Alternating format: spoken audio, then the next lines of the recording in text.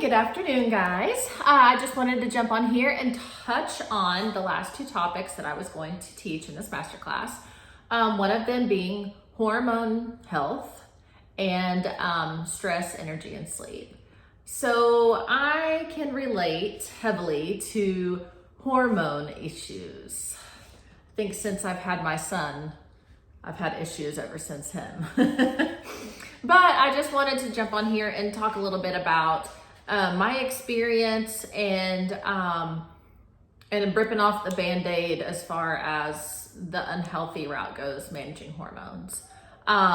First of all, I'm on here not to tell you what to do. I'm not here to say, don't take your birth control pills. I'm not here to say, don't use forms of birth control. Please, if you do not want kids, use forms of birth control. This is not what I'm teaching. I'm just teaching the long-term effects of being on things and how they can affect your body. So do not say, I got you pregnant, because that's not what we're talking about.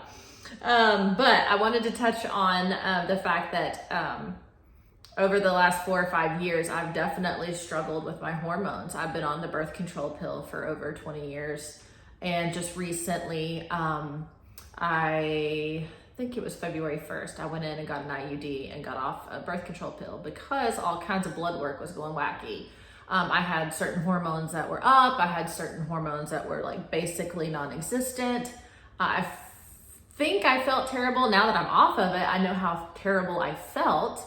And like I said, just causing all kinds of issues with my blood work, which was, for someone who eats healthy and is trying to stay on a routine, still relatively young. Yes, I'm over 40. I just felt like I shouldn't be having these issues. So I went in and talked to my doctors and then made a decision to change my method of birth control. But also about that time, I started a system that worked on my gut health. One of those things that I had issues with. I thought it was good. It was better than it had been in the past, but major things changed when I started that. When I started implementing a prebiotic, a probiotic, digestive enzymes, that was healing my microbiome. Because again, going back to that video about gut health, the microbiome is where it all starts.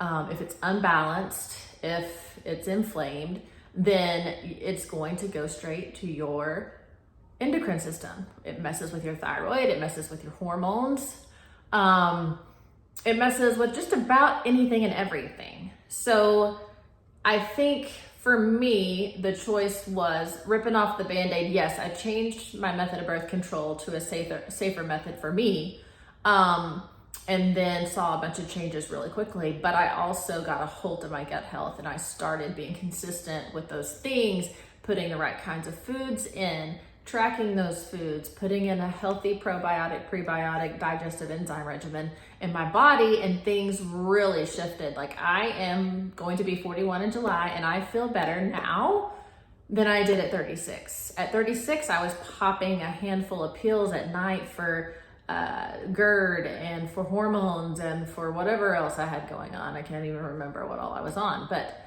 I shouldn't need a pill organizer at the age of 36.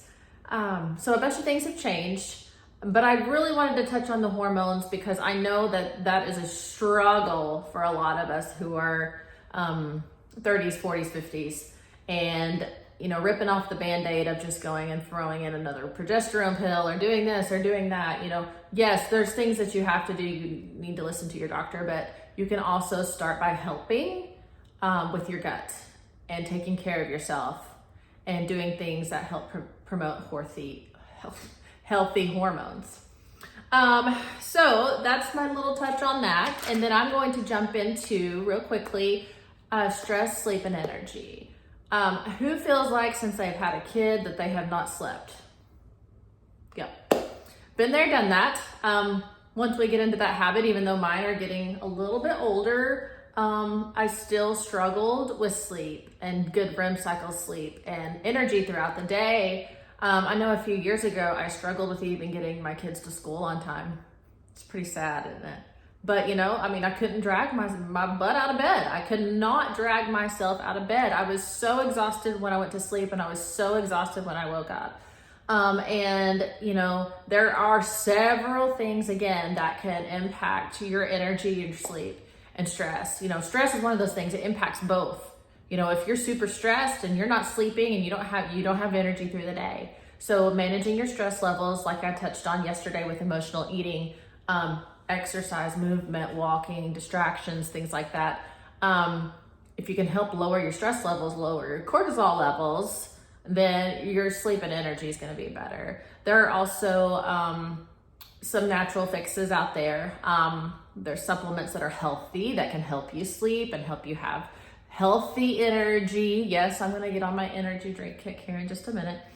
But that, again, can mostly go back to gut health. I know that you're hearing this broken record coming from me about gut health, but it starts there. It starts in your gut.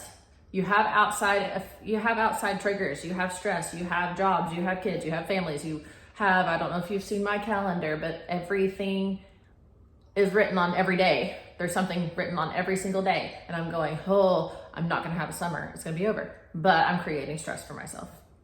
Okay. The fix, the Band-Aid that we're ripping off of these are prescription drugs from your doctor. Ambien, things for stress, anxiety pills. Those are so dangerous, you guys. They're so dangerous. And then we're going to go to the unhealthy energy drinks. So because we're tired, because we're stressed, we're dragging honey through the day, we drink one of those energy drinks. And what it does is it amps you up and then it quickly drops you down, because those energy drinks have unhealthy grades of caffeine and levels of caffeine. So what I mean by grades is there are different levels of caffeine. As far as pureness, I like to compare those to Clarity of Diamonds, for example. So, you've got some healthy energy supplements that are healthy grades of caffeine, that are great grades of caffeine. They don't give you those jitters and the highs and the ups and the downs. And then there is junk caffeine, I'm going to call it. And that grade of caffeine is where it's a cloudy diamond. You're getting a poor quality of caffeine in your body, along with all the other processed ingredients they throw in those things. It brings you up and down. You go up and down, you crash and you burn. And that is not healthy to do long term. Now, if you have one every now and then, I'm sure it's not going to hurt you. But if you are consistently drinking energy drinks, it messes with your heart rhythm. It can mess with your gut health. It can mess with all kinds of things, and it can be dangerous, especially long term.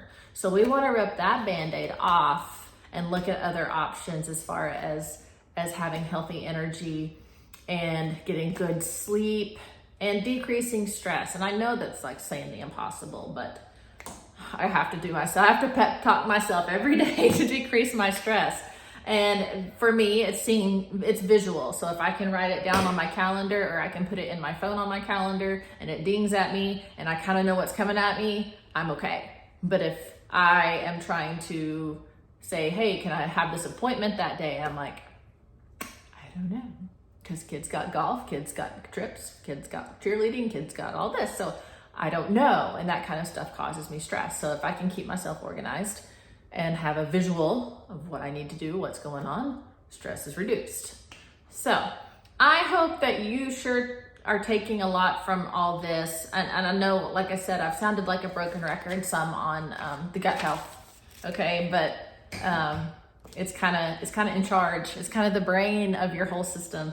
And getting a healthy stomach and being healthy, tracking your food, putting healthy things in your body is going to help manage these things. So thank you again for your time.